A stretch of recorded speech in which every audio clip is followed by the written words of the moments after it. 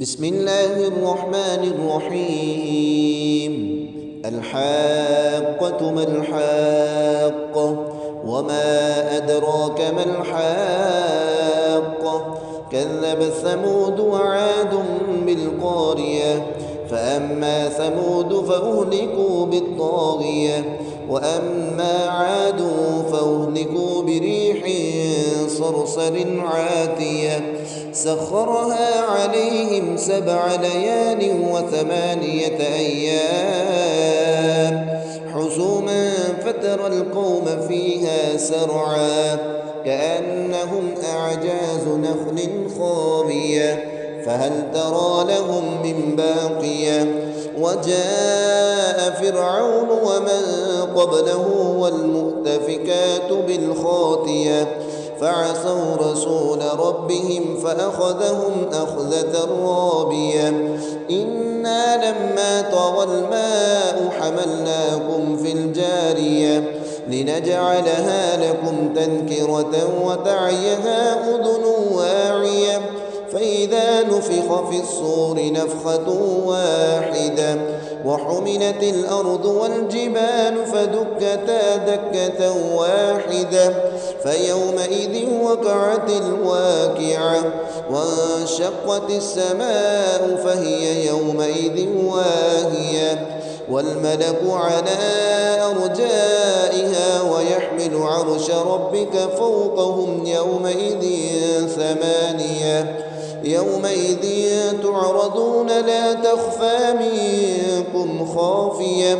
فأما من أوتي كتابه بيمينه فيقول هاؤم اقرءوا كتابيه إني ظننت أني ملاق حسابيه فهو في عيشة راضية في جنة عالية قطوفها دانية كلوا واشربوا هنيئا بما أسلفتم في الأيام الخالية وأما من أوتي كتابه بشماله فيقول يا ليتني لم أوت كتابيه ولم أدر ما حسابيه يا ليتها كانت القاضية ما أغنى عني ماليه هلك عني سلطانيه خذوه فغلوه ثم الجحيم صلوه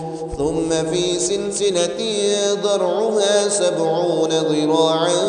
فاسلكوه إنه كان لا يؤمن بالله العظيم ولا يحض على طعام المسكين فليس له اليوم هاهنا حميم ولا طعام إلا من غسلين لا يأكله إلا الخاطئون فلا أقسم بما تبصرون وما لا تبصرون إنه لقول رسول كريم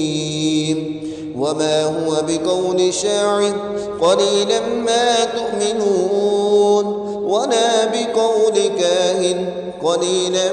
ما تذكرون تنزيل من رب العالمين ولو تقول علينا بعض الأقاويل لأخذنا منه باليمين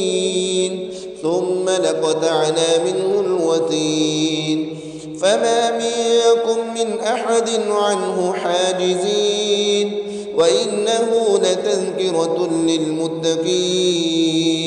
وإنا لنعلم أن منكم مكذبين وإنه لحسرة على الكافرين وإنه لحق اليقين فسبح باسم ربك العظيم